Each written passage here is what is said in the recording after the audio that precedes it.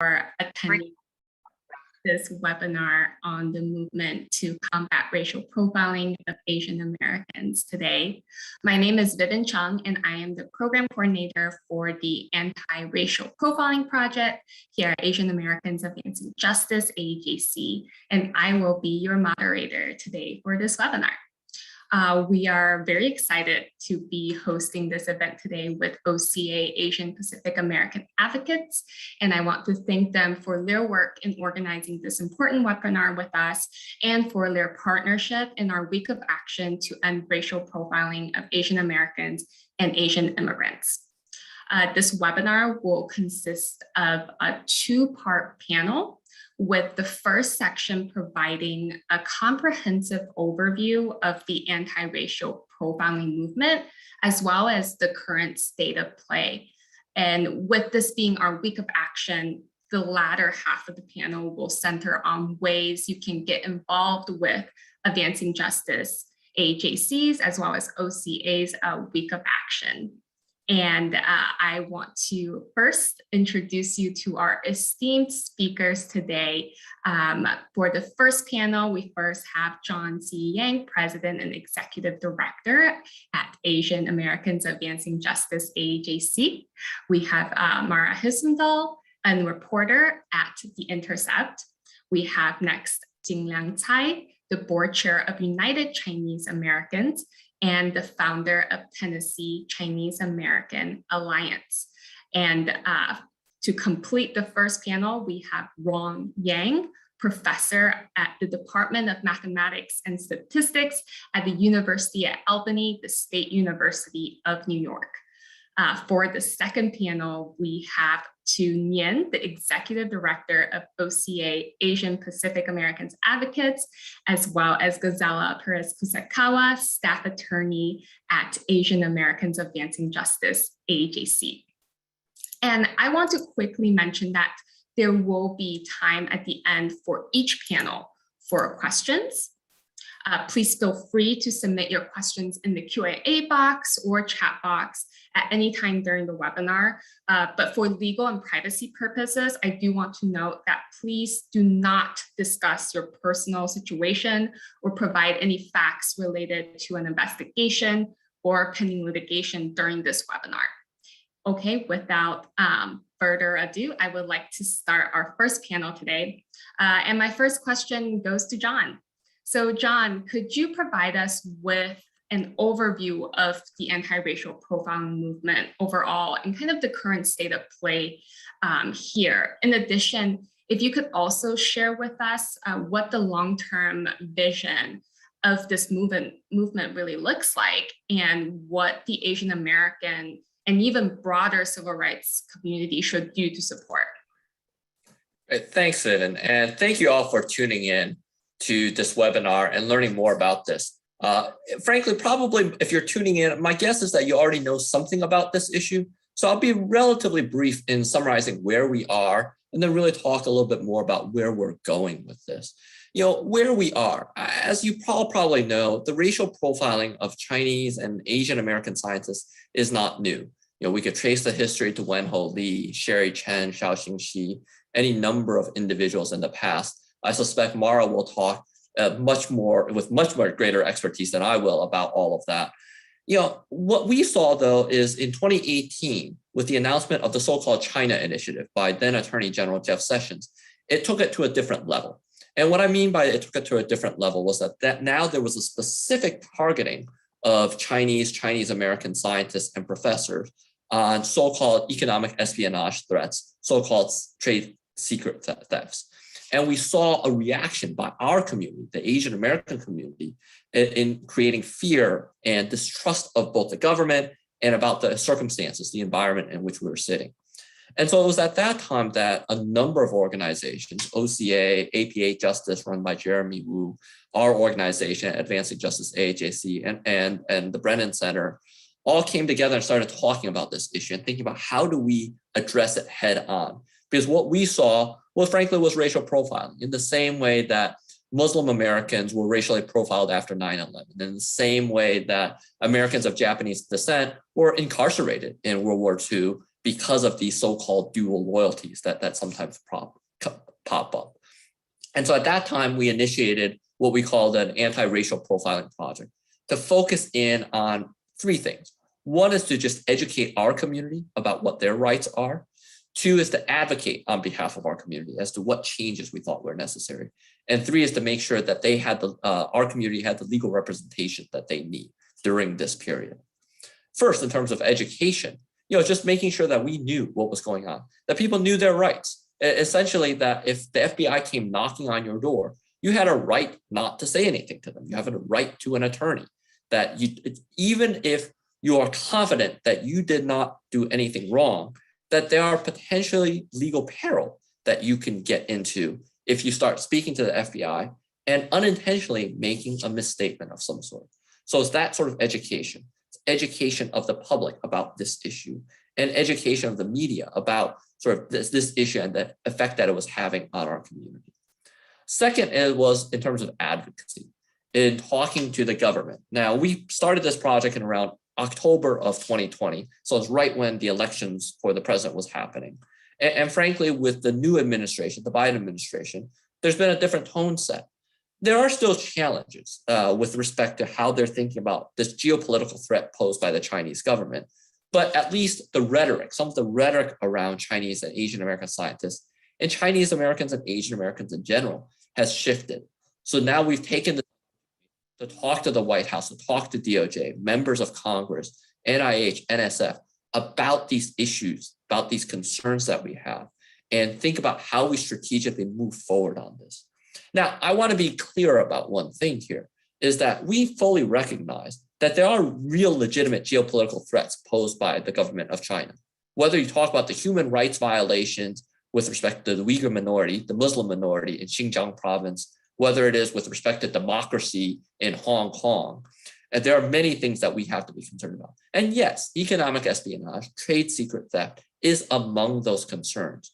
But at the same time, even while we address those concerns at a government to government level, we need to be careful. And this is where our community needs to come together to ensure that people's civil liberties are protected, people are not profiled, our community is not over-criminalized for some of the things that are happening. So that's where the advocacy comes in. And the last component is with respect to legal representation. As we started talking to all of you, our community, the community of scientists, the community of professors, one thing also became clear was that they needed legal help. Specifically, when they understood their rights, when they understood that they didn't need to talk to FBI, when they understood that they needed an attorney, we wanted to make sure that they had an attorney that was sufficiently experienced to handle these types of very complex criminal defense cases. And specifically here, like AAJC, our organization is not equipped to provide that sort of direct representation. But the reality is there's a whole network of experienced criminal defense attorneys that can handle these cases. So our job was to make sure that these impacted individuals, the scientists, the professors that were being contacted by FBI, DOJ, had a resource that they could go to, can have a referral to an attorney that can help handle their case.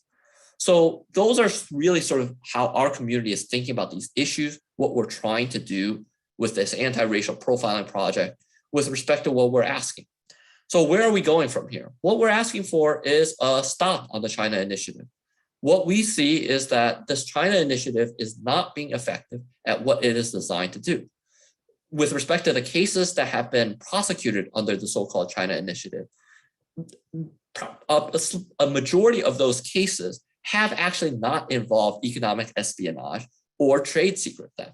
Rather, they've involved cases such as what we would call failure to disclose, where a professor has failed to disclose a particular grant, failed to disclose collaboration with a Chinese university that was requested sometimes on these forms with the university. Now, I say sometimes because even here, frankly, the rules are unclear and the rules have been changing over the last few years. And so for our community, what we are saying is that it makes no sense under these particular circumstances to criminalize that behavior. Could there be employment consequences? Yes, there could be. But that is a different issue than suggesting that these individuals are spies or these individuals are trying to steal secrets of the United States to benefit the Chinese government or the Chinese economy. So that's what we're trying to do in stopping the China initiative. More generally, if we think about what we're trying to do, is making sure that our community is protected. They're not racially profiled, that these are addressed in an appropriate manner. So where are we now? I mean, we've seen a couple of things. One is the acquittal of Professor An Minghu in Tennessee, which I think Cai Liang will talk about, where we saw the first China initiative case end in an acquittal of that professor. We have another case coming up, Dr. Feng Tao that will be taking place in the beginning of December, and making sure that the community shows support for him during that time. We also have seen the confirmation of Matt Olson just in the last week for the Assistant Attorney General for the National Security Division. One of the things that we've been told by the Department of Justice, in fact, Attorney General Garland talked about this at open hearings last week, was that he is going to ask the incoming National Security Division Assistant Attorney General to take a look at this China initiative, take a look at their policies around this issue and see what recommendations they have. So we're going to hold them to that and have dialogue with them to try to think through what's a smarter strategy for addressing these issues. So that gives you a quick overview of where we are, some of the things that we hope to accomplish. And we'll talk further about how we're looking for support from all of you to elevate these issues, to talk to your members of Congress, to help send letters to the members of Congress, talk to the media, so that people know that this is an issue that is affecting not just the Asian American community, but the scientific community and scientific research as a whole. Thank you very much. Thank you so much, John, for providing this comprehensive background on the movement to combat racial profiling against Asian Americans and Asian immigrants, and also providing that context and information on where we're heading and the future of this movement, right? So my next question actually goes to Mara. And Mara, so you have been one of the first journalists who has written quite a bit on the racial profiling of Asian American scientists, researchers, and scholars, including cases that predate the China initiative.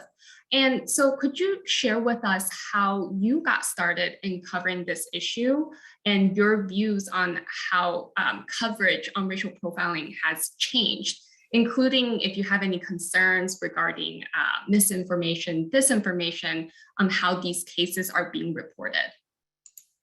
Sure. Well, thank you for having me here.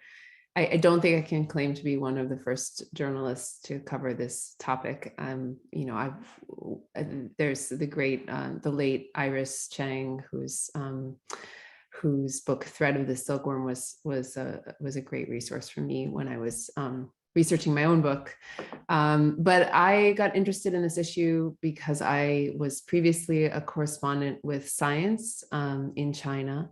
And so, a lot of my work involved going into the field with Chinese scientists, interviewing them, usually about the research. I was not so deeply involved in politics or in counter-espionage stories.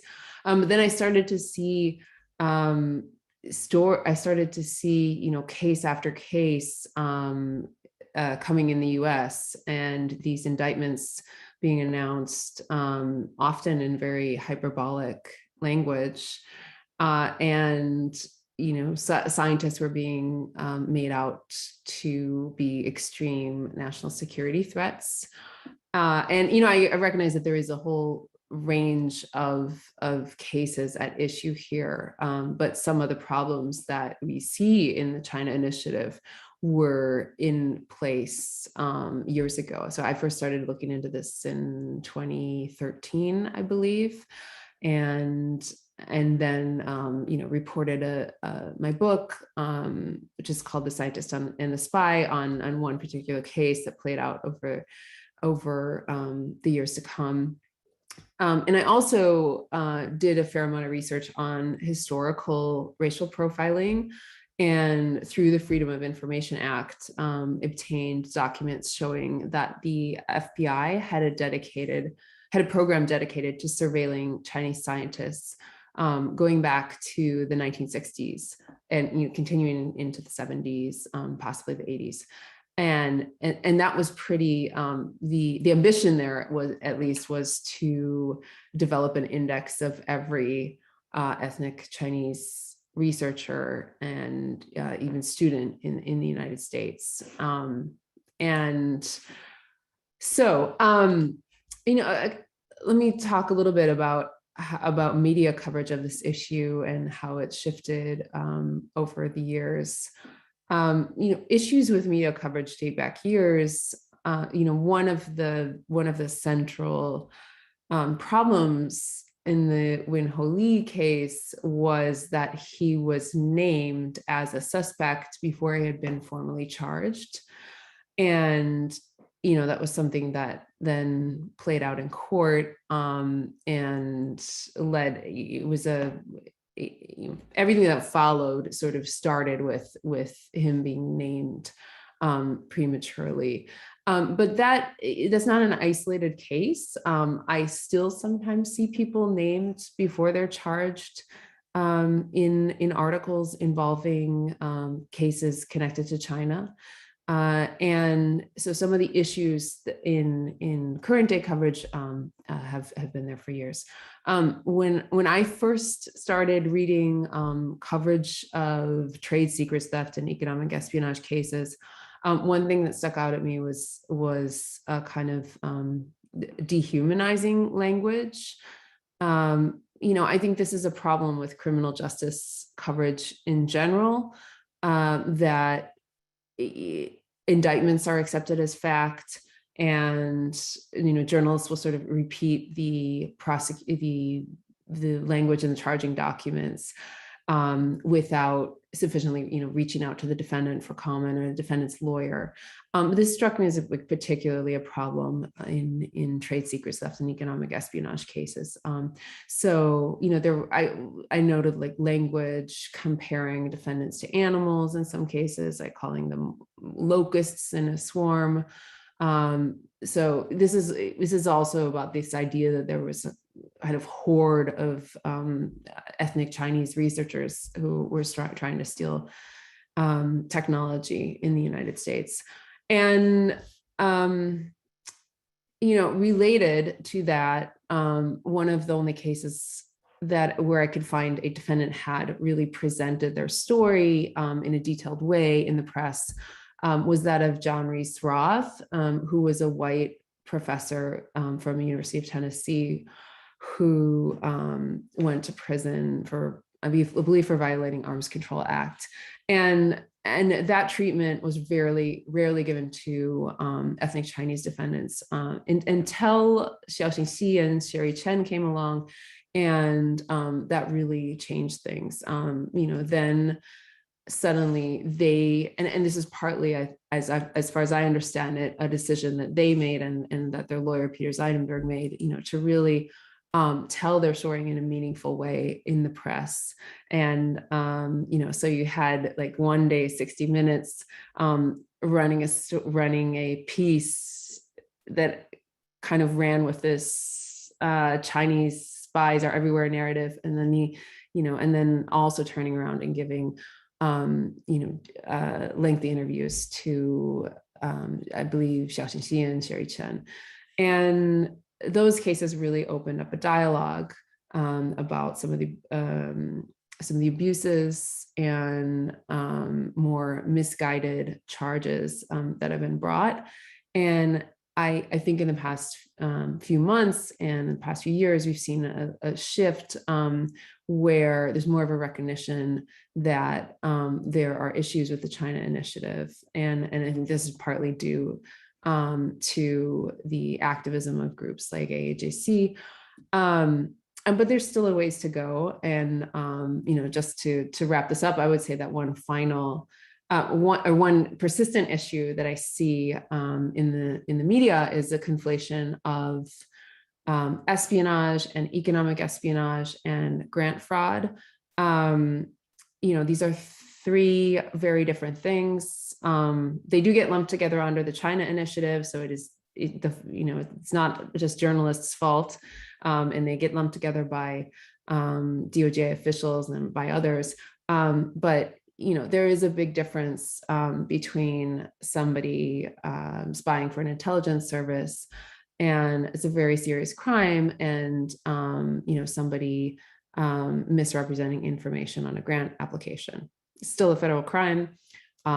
Still, many people are being charged with it, but I think we need to go further in terms of really laying out what it is that people are and are not accused of doing. So I'll leave it at that. Oh, thank you so much, Mara. And absolutely, I think your perspective as a reporter and as a writer, both, this is definitely very informative. And thank you for kind of sharing your concerns and what you're seeing, today in the media coverage right now. And you mentioned activism of Asian American and faculty academic groups. So my next question will actually be for Ron. So Ron, I'm aware that just this week, a coalition of about 2,000 faculty and scientists of Asian descent from 14 universities sent a letter to President Biden sharing their concerns about the China initiative. Could you speak a bit more to that and also discuss kind of more broadly, what are some of the impacts you're seeing within the academic community?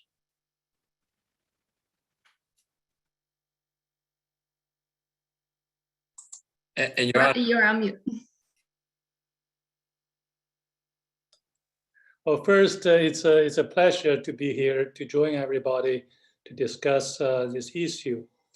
I think in spring, University of Michigan Association of Chinese Professors, they reach out to several other universities, and they form a somewhat loose and alliance. And then the first webinar for discussion on this China initiative issue, I think maybe in early June. And about 22 people attended the webinar, mostly are professors. And I can see that everybody is in fear and is in despair and also is angry, okay? And then we think, there must be something we can do. We cannot just sit here and let it happen, right? So we must do something. And then after a while, we think that maybe the thing we can do now is to write a letter to the lawmakers, to have a direct dialogue with the lawmakers who are making the laws like China Initiative. So that is the motivation for writing this letter. And in the process of writing this letter, we got help from all professors. We have linguistic professors helping with wording and punctuation, etc. We have a law professor checking on legal issues. We have scientists from climate change. We have a political science professors. It's a joint work. This letter is a joint work. It represents the common call. Now, if I have time, I prefer to go over some parts of the letter, if it's okay with you. Vivian, was it? Please do. Please do. So I will share my screen with you.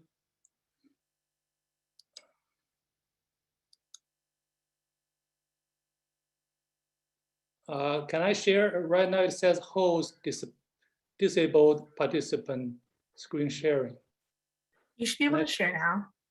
Can I share now? Yep.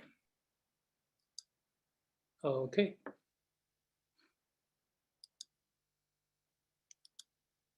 So I guess most of the people in the media may not have read the letter yet. So let me just go over some parts of the letter which I think are the key takeaways from this letter.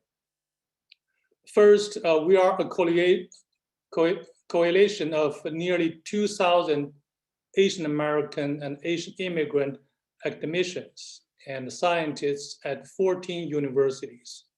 And we thank President Biden for establishment of the White House Initiative on Asian Americans, Native Hawaiians, and Pacific Islanders, and for the signing of the COVID-19 Hate Crime Act to protect Asian American community.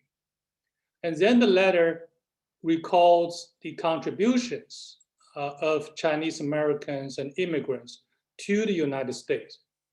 since the mid-1800s, Chinese Americans and immigrants have made significant contributions to our country's advancement in economy, education, infrastructure, science, and technology. And in the 21st century, Chinese American and immigrant scholars and scientists also constitute a major driving force behind emerging fields such as artificial intelligence, bioengineering, biomedical research, climate change research, cybersecurity, data analysis, nanotechnology, and renewable energy. Now, we point this out because maybe many of the lawmakers are not aware of the contributions we are making. So this is important that they are aware of this fact. And then the letter highlighted several recent cases, like the case of Dr. En-Ming Hu, Sherry Chen, and Gang Chen, and the Franklin Tao, and Dr. Xiaoxing Xi of Temple University. So those are the high-profile cases that occurred recently. And then the letter talks about the chilling effects. So that is the effects we were feeling when we were in the first webinar. The group of 22 people are talking about what to do. So we clearly are in fear. So we feel the chilling effects of these prosecutions. And those chilling effects have become widespread. So many scholars and scientists are forsaking scientific collaborations with counterparts in China, including those on medicine, climate change, pandemic, and environmental protection, which are critical for all humanity. And many have become hesitant to apply for federal funding due to security and compliance concerns, which could effectively terminate their research programs.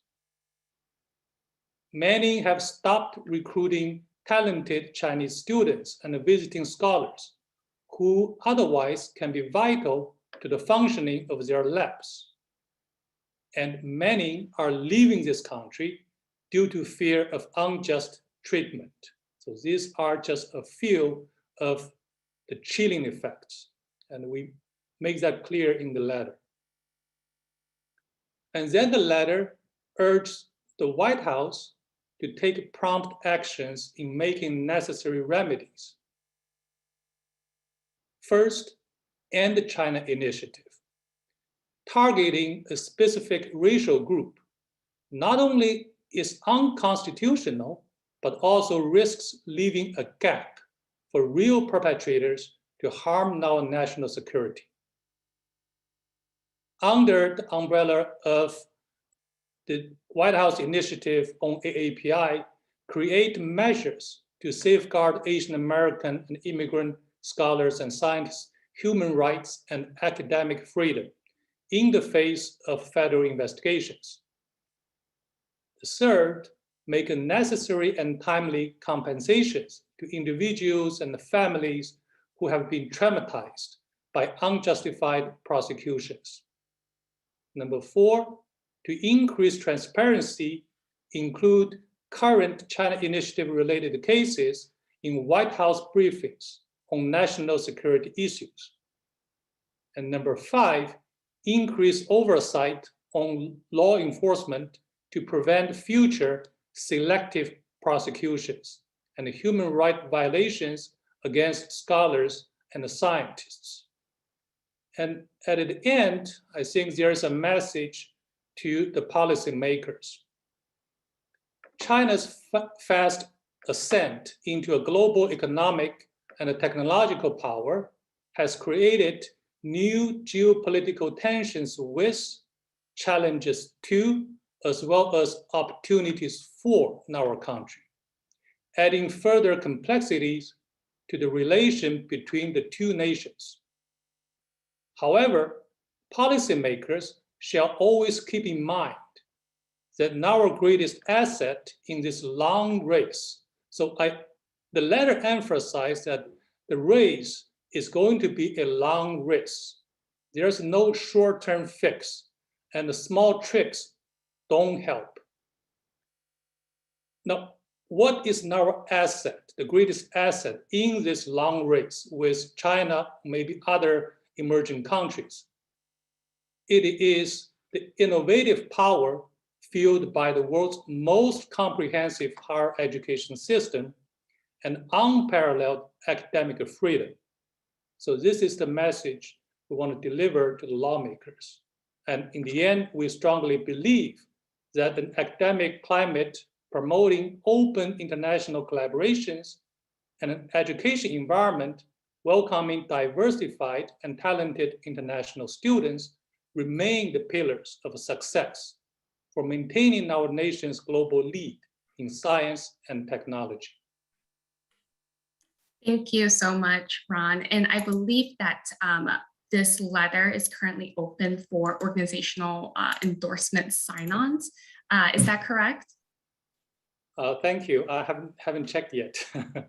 Oh, yeah. So I'll go ahead and share that link with everyone in the follow-up email once the endorsement for sign-on is open. But Ron, I also wanted to see if you can touch a little bit on kind of the impact on the academic community, if you want to speak a little bit to that. It doesn't have much impact on pure science. My field is pure mathematics. It's at the level more like philosophy, art, and music. So it doesn't have a direct impact on me personally. But I was elected as a president for our university's Association of Chinese Professionals. And we have communications with many members on campus. I can see and feel the same kind of fear that I felt in that first webinar. And remember, those are esteemed scholars and scientists. These should not be subject to that kind of fear. Thank you so much, Ron. And if you could just kindly unshare the screen, I've also dropped the link to your letter in the chat box so folks can give it a more thorough read. And my next question goes to our final panelist, Jing. And as a community leader who has worked closely with community groups to mobilize on-the-ground advocacy efforts for Professor Anming Hu, the first case to go to trial under the China Initiative.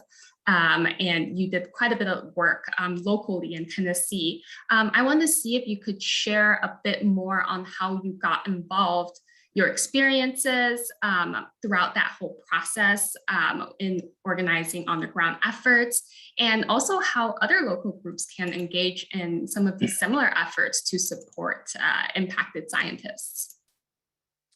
Okay, thank you for giving me the opportunity. My name is Jin Liang Cai, and I live in Memphis, Tennessee. I'm currently the board chair for the United Chinese Americans. It's a national organization founded 4 or 5 years ago by more recent immigrants from China. And I'm also, last year, actually during the last election cycle, there has been a lot of rhetoric that really in Tennessee, really the heartland of the United States, where you have very few Asian American or Chinese American. So it's really a very small racial minority, but there has been a lot of rhetoric about our state, congressional representatives, so on and so forth. So in Tennessee, we have some pretty, I think a year ago, there has some very derogatory remark made by our senator that has caused a great stir among the Chinese American community. So we, people living in Tennessee wanted to make sure our voice are heard. So we connected with other Chinese associations in Nashville, Memphis, Knoxville, Chattanooga, and we called ourselves the Tennessee Chinese American Alliance. And we started really organizing, protesting, in Nashville, and writing letter to our congressional delegations and tell them what impact their rhetoric has made, to us, and also same thing, our contribution to Tennessee, to the United States. So that coalition really was reactivated this summer as we hear more about what's going on with Professor Hu's case.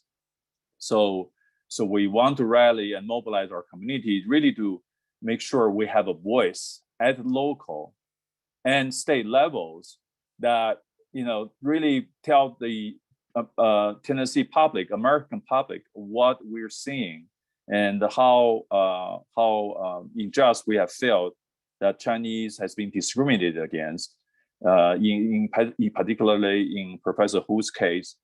And so we have received, really a lot of initially reluctance from Chinese American community because of the fear factor.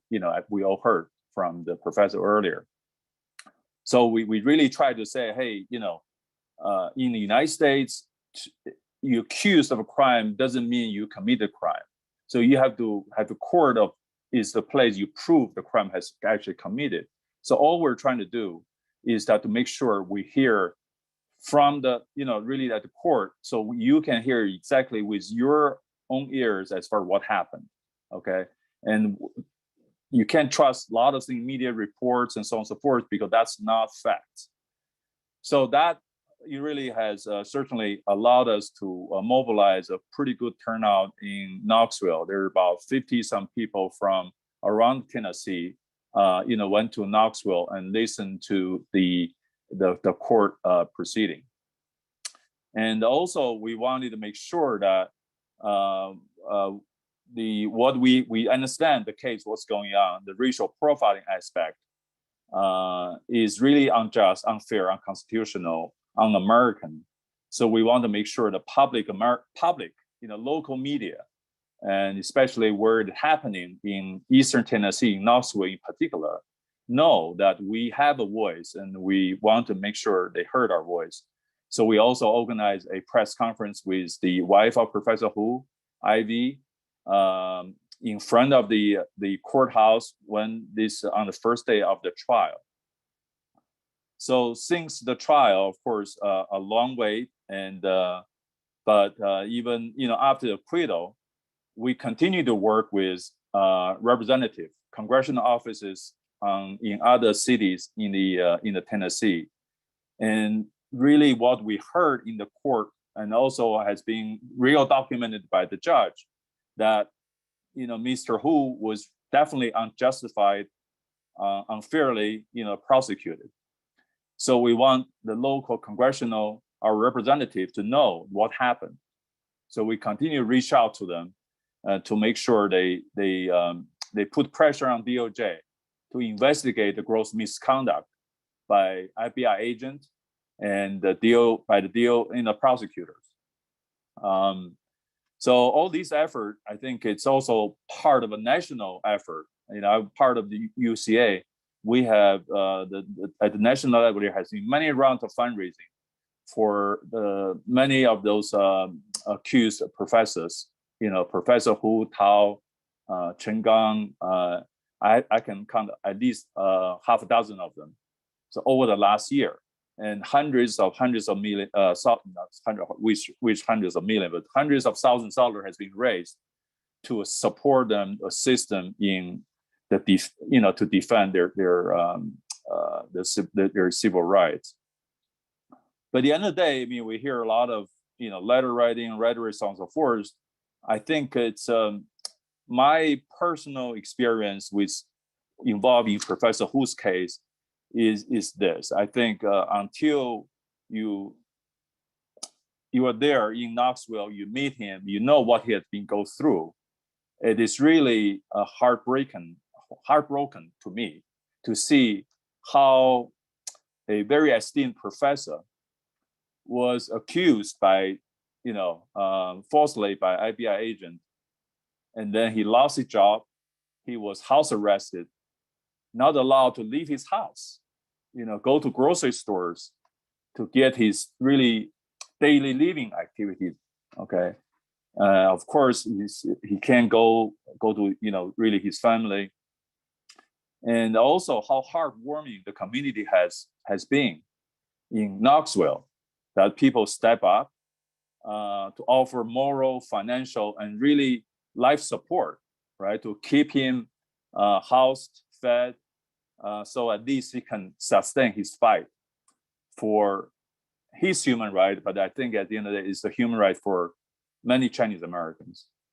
So I really, at the end, I want to say that I know there's more cases going to happen in Kansas, and I certainly hope the Chinese American community and as well other community in Kansas that recognize that it is important that we are involved and make our voice heard in those communities, so that this kind of gross injustice cannot stand, okay, in our backyard.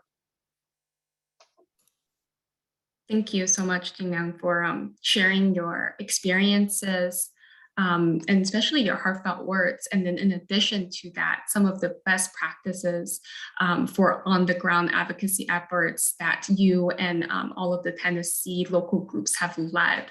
I do want to highlight here, as Jingyang mentioned, if you are in Kansas or the surrounding area, we encourage you to sign up to attend the upcoming trial of Dr. Tao, and we'll be providing a sign up link in the chat box. So now we will move on to our first Q&A session. And if you haven't already done so, please submit your question in the Q&A box or even in the chat box here. And again, just want to mention that for legal and privacy purposes, please do not discuss your personal situation here today or provide any facts related to an investigation or pending litigation during this webinar. And I can kind of start off with a first question, and this goes to all the panelists for this first panel, and you can definitely, answer them from your particular expertise. But what are some of the ways, and I think you guys briefly mentioned these already, but just for I know we have a lot of community groups, as well as even student groups here in the audience today. What are some of the ways we can effectively combat racial profiling of Asian Americans and Asian immigrants? Through community mobilization, through the academic community, through policy and advocacy, and media.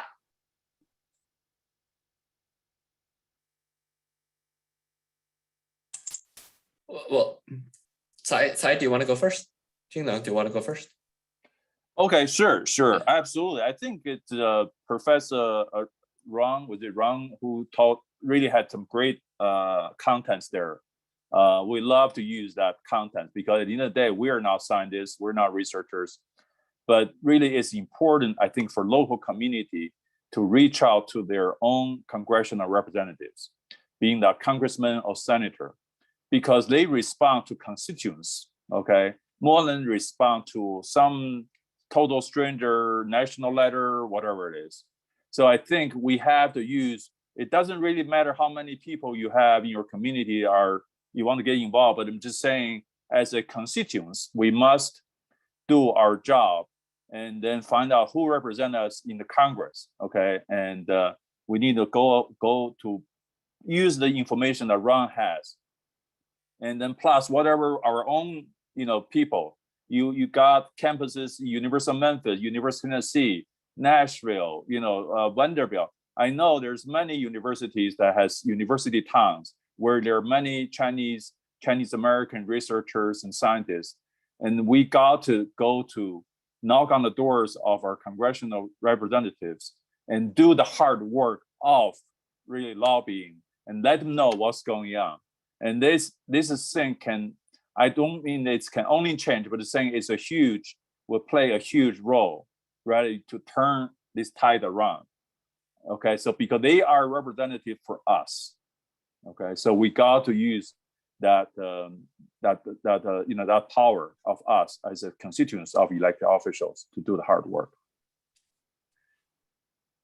The other thing I would suggest is certainly for those of you, whether you're students, professors, or scientists that work in the university system, let your university know how you feel, right? Because the universities unfortunately have not always stood up for the rights of the professors and of the students and of the scientists.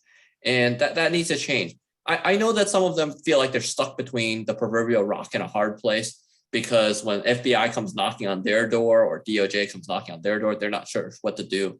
But if they don't hear from you all that you sort of how this is affecting your research, how this is affecting sort of what you do for the university, remember that your work is for the benefit of the university's prestige, then they're going to have more of a tendency to just roll over for the DOJ.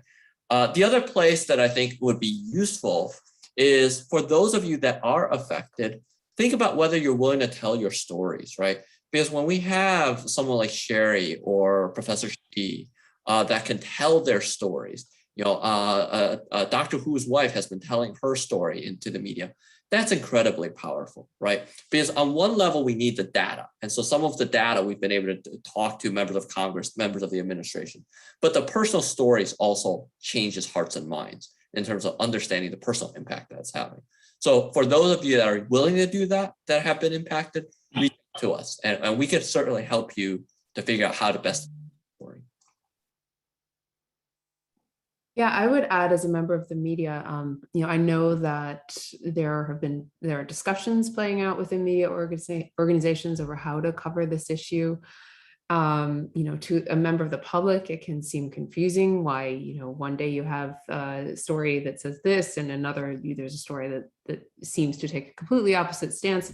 And it's because there are often very heated discussions among journalists over how to cover sensitive issues like this. I know because I've been a part of them. And, I think it's important to keep having those discussions. We've had them publicly about how to cover race, and in particular, how to cover police killings over the past 18 months. But I think we need to keep having those discussions about the China Initiative cases as well.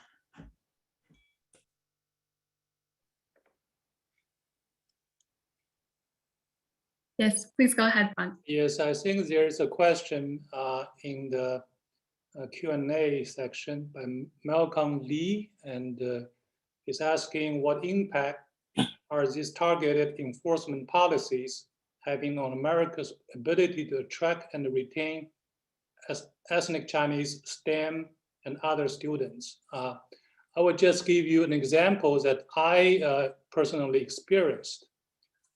It's about maybe 2017. I was visiting a Chinese university and gave a lecture.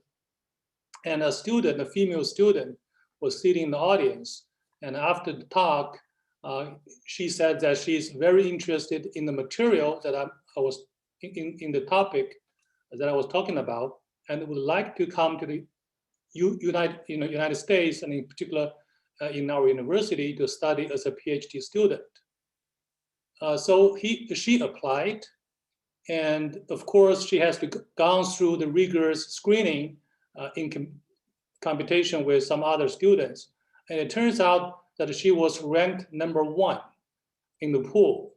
So we sent her I-20 as an offer, and she has to use this to apply for an American visa. And it was delayed by several months, and then on top of it, another several months. So she missed the fall semester. And then she said, can I just reapply and then come in spring? And our department says, yes, we'll be waiting for you. So if you come in spring, that's fine with us.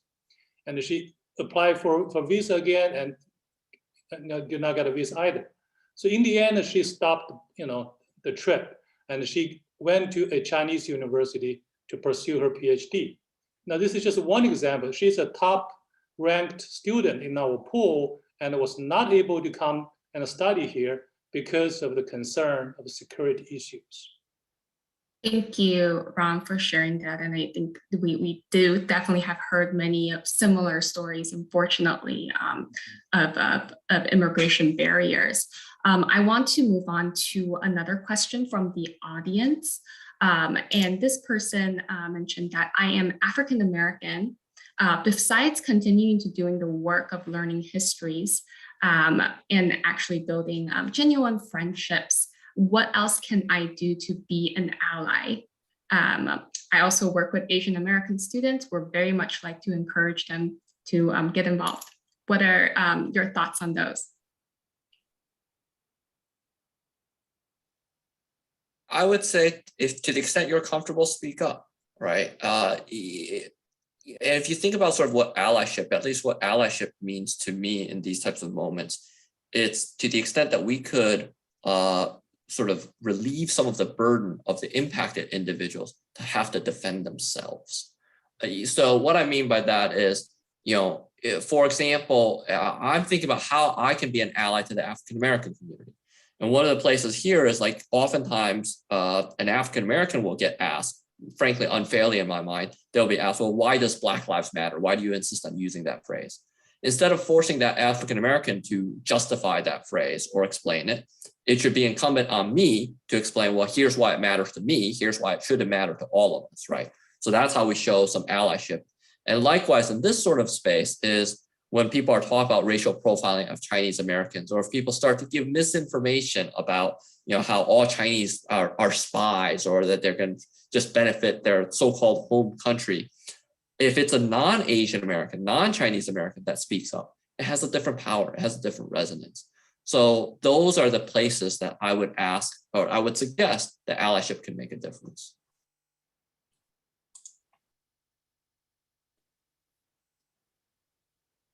Thank you, John.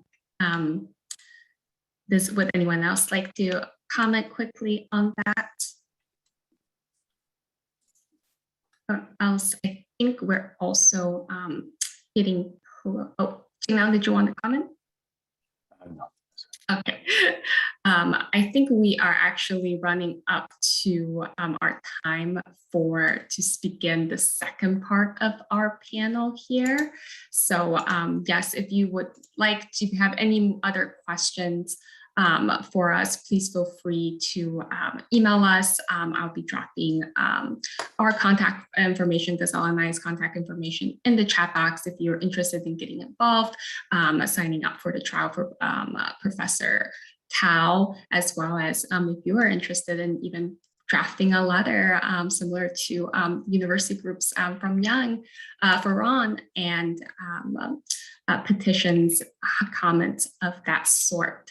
So I want to thank you to all the panelists who participated in the first panel. And of course, you're welcome to stay on and listen in for the second panel. And so the second panel actually will be very more action focused, on focusing on how you as an individual can take action. And this week is our first week of action in this movement. And we are very grateful to have so many organizations join efforts in calling for an end to racial targeting and profiling of our communities, including the partnership with OCA, Asian American Pacific Advocates. So I am actually now going to turn to Tu Nguyen, the Executive Director at OCA, for our first question. And Tu, could you share your organization's work and involvement in combating racial profiling, as well as the local chapter's engagement on this issue? Yeah, thank you, Vivian. We're incredibly grateful to have such wonderful partners like Advancing Justice AAJC, this week of action, and just a long-term effort to combat racial profiling just shows how necessary it is that there is constant collaboration between advocates and organizations in order to push back against these systemic issues. So while Advancing Justice AAJC brings the litigation and technical know-how in terms of like conducting legislative visits and advocating to the administration and Department of Justice, OCA works more on the community and education side. And we work to educate the general public on why cases such as Professor Hu's or even Sherry Chen's are important to pay attention to and what we can learn from them, right? For those of you who don't know, OCA, Asian Pacific American Advocates, is a national membership-based civil rights nonprofit with over 50 chapters and affiliates across the country in 24 states. So while, in the past year or two, we've been doing anti-Asian hate work to address the physical and verbal attacks on Asian Americans out in the streets, it's important to understand that the discrimination through these targeted accusations and racially charged rhetoric, right, like the China Initiative, is in fact also considered anti-Asian hate, right? And only in this case, the anti-Asian hate is carried out by like federal and educational institutions. And so there's a gap kind of in public understanding as to how dangerous this China Initiative is and how dangerous the continued rhetoric can be to the API community. Even within OCA, our members didn't really realize like how close of a threat they and their members were to being a target until they heard from some of our own chapters who have been doing advocacy for a while now, right? And I wanted to share some examples. So, for example, OCA Greater Houston, back in 2019, MD Anderson had let go of several Chinese American scientists, and those investigations had lacked transparency and due process. And this is all due to FBI's, going after those they deemed, as security threats. And so the local OCA Greater Houston chapter stepped up to speak out to the media, as well as speak with MD Anderson leaders and other local leaders, such as the local FBI office, on their concern about how these investigations were being done. They provided support to the victims, some of which were OCA members like Helen Xie, who is a faculty member at MD Anderson. And even before that, between 2016 and 2018, that was when Sherry Chen case had happened, and OCA Greater Houston had partnered with the Committee of 100, which is also one of our partners here in this effort, to host panel events and trainings for scientists and professionals on how to protect themselves and what actions they can take so to prevent them from being targeted as and accused of espionage, right? I also want to call out, OCA Central Virginia. One of our executive council members there, Eric Lynn, has been doing a lot of advocacy work because in Virginia, we have Senator Warner as the chairman of the Senate Select Committee of Intelligence, which plays a really important role, right, in advocating to combat racial profiling. And so Eric Lynn has developed a really good relationship with Senator Warner's district office, continues to advocate and bring constituent stories to them, but also, he connects as a constituent, he connects the work that AAJC does, the work that OCA does nationally to the senator, right, and brings it up, constantly brings it up. So you see kind of a theme here, right? Over in New Jersey, another executive council member, David Lynn, has also been, conducting legislative visits and collecting constituent stories, right? And so we see this theme of like telling your story and conducting legislative visits being incredibly important. And we're excited that, OCA chapters and partner organizations are engaging in this effort. Moving forward, we look to continue our rapid response trainings, which we've been giving in the past year to give community leaders a breakdown of the exact steps that they need to take to respond to such incidents, like who should you reach out to, what kind of information should you be gathering. Jen mentioned a press conference.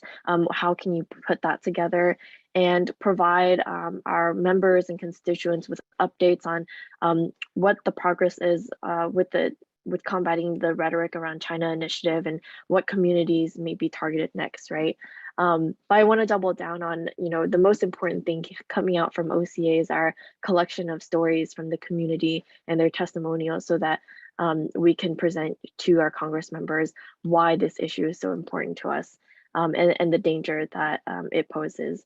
So I want to shout out to the OCA chapters who are participating in this week of action: Cleveland, Westchester, Hudson Valley, Fairfield County, Greater Phoenix, Tucson, Greater Los Angeles, Greater Sacramento, San Diego, Orange County, Detroit, and Greater Houston. I know there's plenty more OCA chapters out there, so this is also some pressure and encouragement for you all and any other affiliate to sign up. It's not too late to sign up to participate in the Week of Action. As always, thank you so much too for your organization's efforts and continuous support. We're so appreciative to be working with a great organization as well as great chapters like you all. So my next question actually will go to our second and final panelist, Gazala Kusakawa, who is the staff attorney of the Anti-Racial Profiling Project and Immigration at Asian Americans Advancing Justice, AAJC. So Gazala, a lot of folks have been asking as well as how they can get involved in our Week of Action and other efforts to help support the movement overall. Could you share with us on how organizations, community members, and individuals, even students, can take action?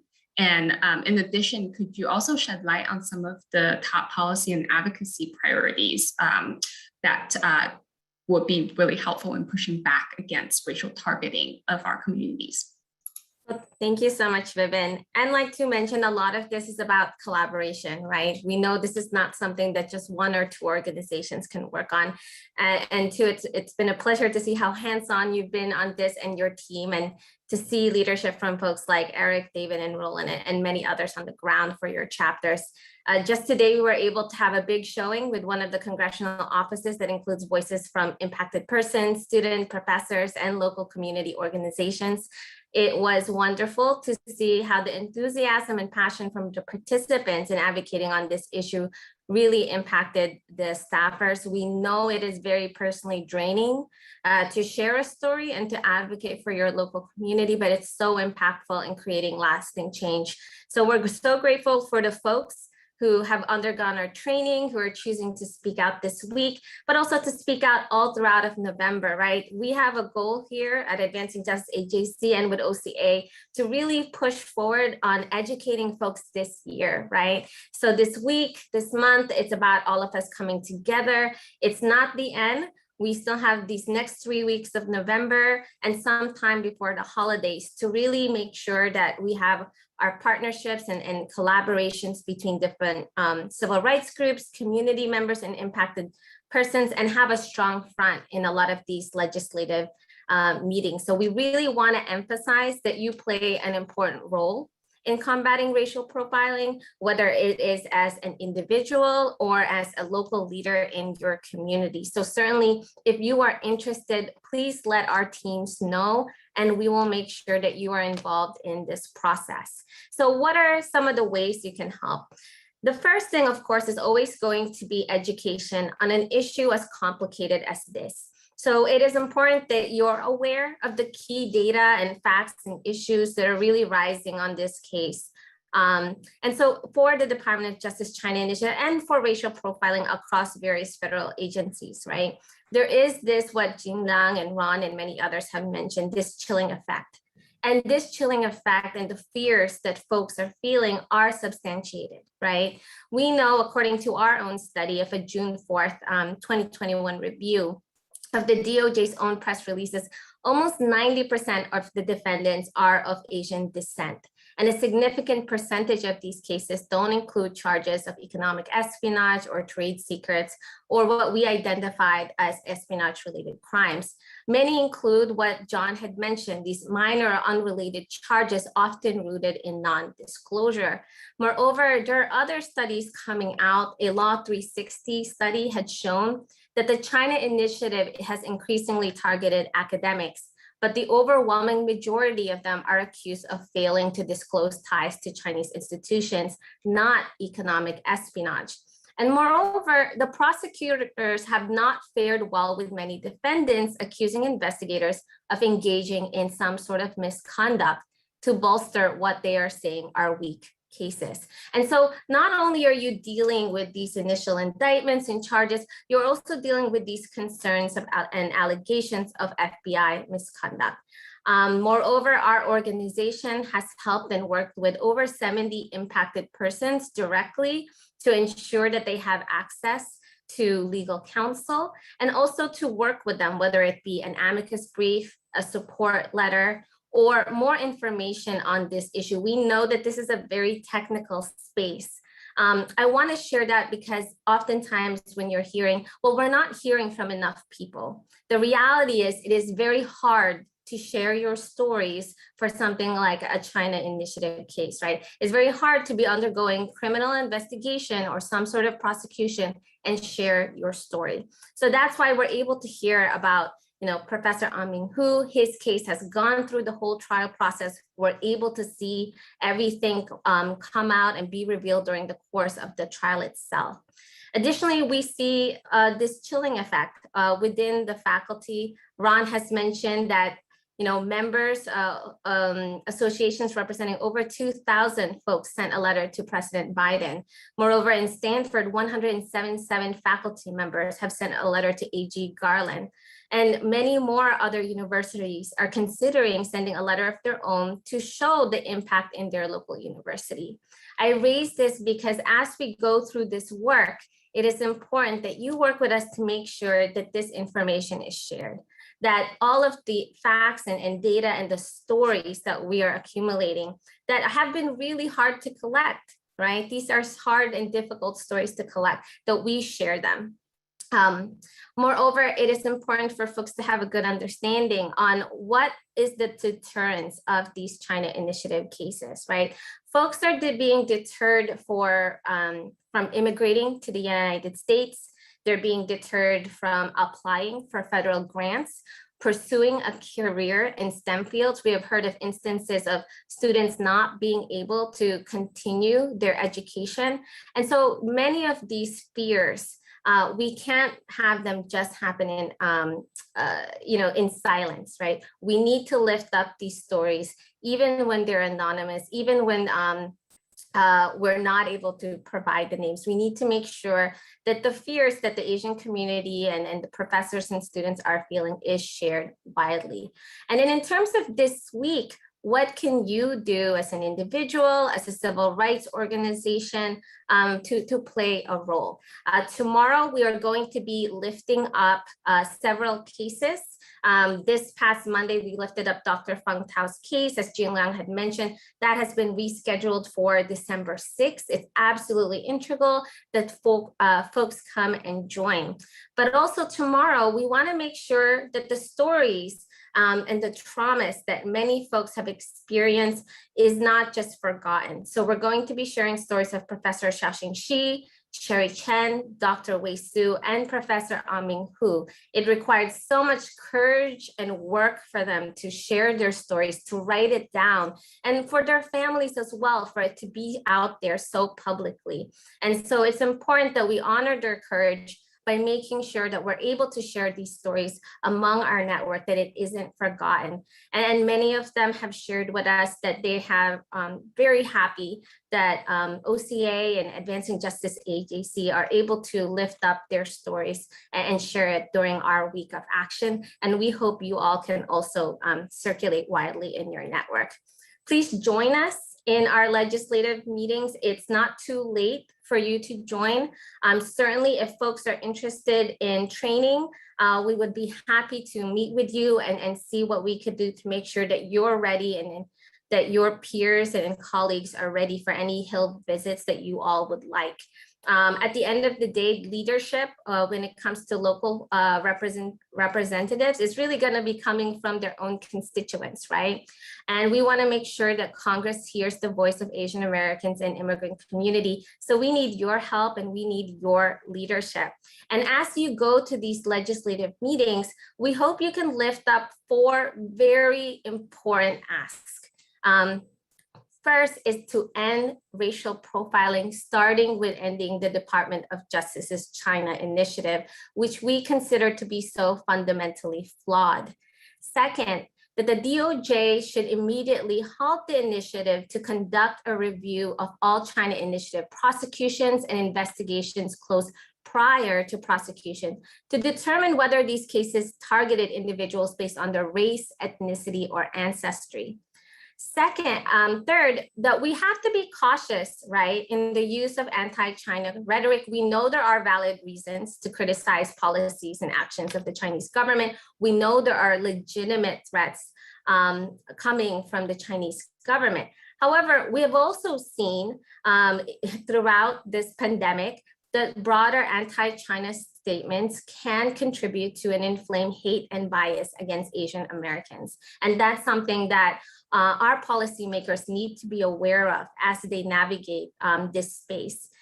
And lastly, really, when it comes to the rules of academic collaboration, they have been changing.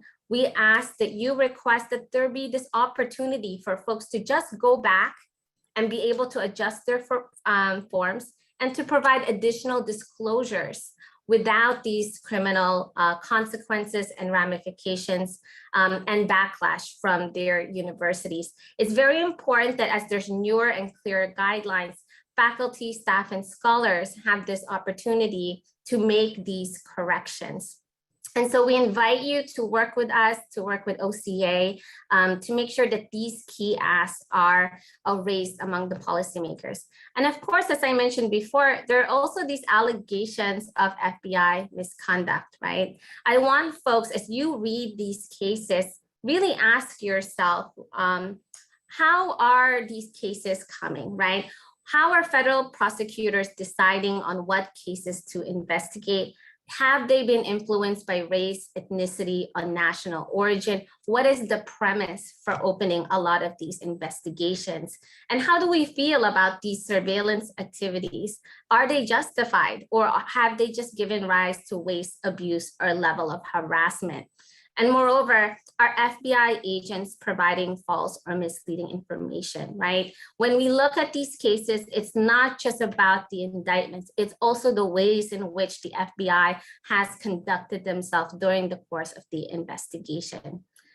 Also, if you and your local community want to do action similar to Ron, Advancing Just AAJC is here to help you to become a resource. Certainly, we're happy to circulate letters, petitions, or comments.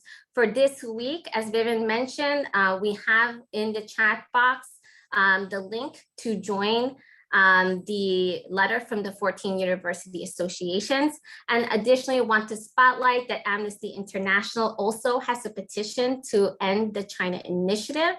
It is not too late. Also, if you have a letter in your inbox and you're trying to find, when should I send this, right?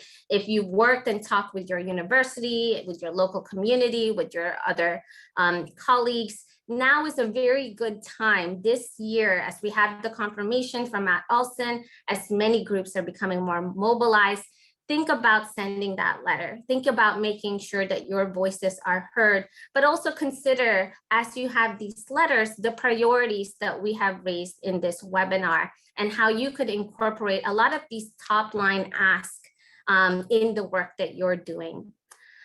Certainly, if you are worried about your local community, about what is happening, if you yourself feel targeted, feel free to reach out and contact our line, Advancing Justice AAJC, at 202-935-6014 using the Signal app. My colleague will reach out to you. We do have bilingual services, and this service is also supervised by attorneys. And so I want you all to make sure that we are looking at this process in a very responsible way. We are looking into ways that we can reduce risk for you. Make sure to also check out our Know Your Rights information and to share that widely with your network. Information is power, especially for this type of issue. Please share that out. This week of action is a great time for folks to get up to speed on what your rights are if the FBI is knocking on your door.